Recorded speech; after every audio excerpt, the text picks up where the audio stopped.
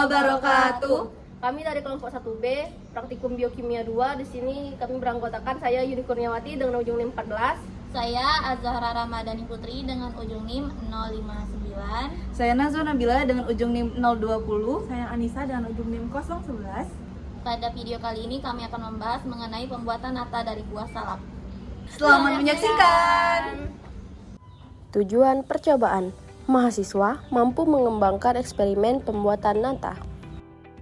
Teori percobaan, buah salak kaya akan gula, vitamin, dan senyawa bioaktif sehingga berpotensi dijadikan bahan fermentasi untuk meningkatkan nilai ekonomis dan mengurangi limbah.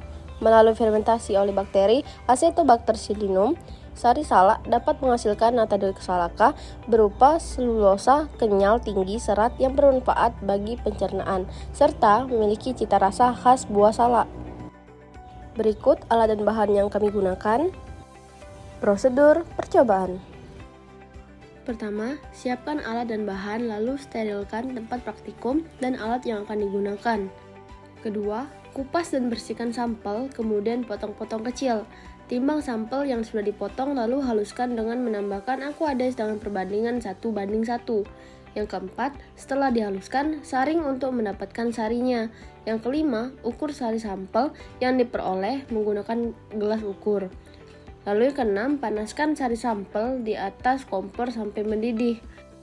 Ketujuh, selagi panas tambahkan gula 250 gram, cuka makan 20 ml, dan amonium sulfat 10 gram ke dalam sampel yang telah dipanaskan.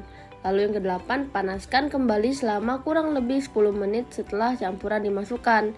Yang kesembilan, angkat dan dinginkan hingga mencapai suhu sekitar 30 derajat Celcius. Setelah dingin, tambahkan 125 ml starter bakteri, lalu aduk hingga tercampur rata.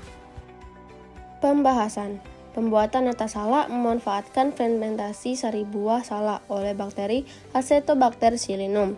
Sari salak mengandung gula dan nutrisi yang mendukung pembentukan selulosa nata, dibantu penambahan gula, amonium sulfat, dan cuka untuk kondisi optimum fermentasi. Secara biokimia, glukosa diubah menjadi UDP glukosa, lalu dipolimerisasi menjadi selulosa. Namun, nata gagal terbentuk karena faktor seperti suhu tinggi, starter tidak aktif, pH tidak sesuai, kandungan tanin salak, kekurangan nutrisi, kontaminasi mikroorganisme, dan kurangnya oksigen selama fermentasi sehingga sintesis selulosa terlambat. Kesimpulan. 1.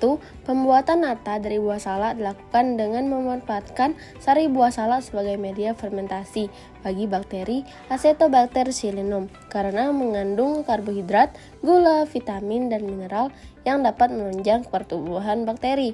2. Dalam proses fermentasi, gula pasir berfungsi sebagai sumber karbon, amonium sulfat sebagai sumber nitrogen, dan cuka makan sebagai pengatur pH agar kondisi media sesuai untuk pertumbuhan bakteri dan pembentukan selulosa nata.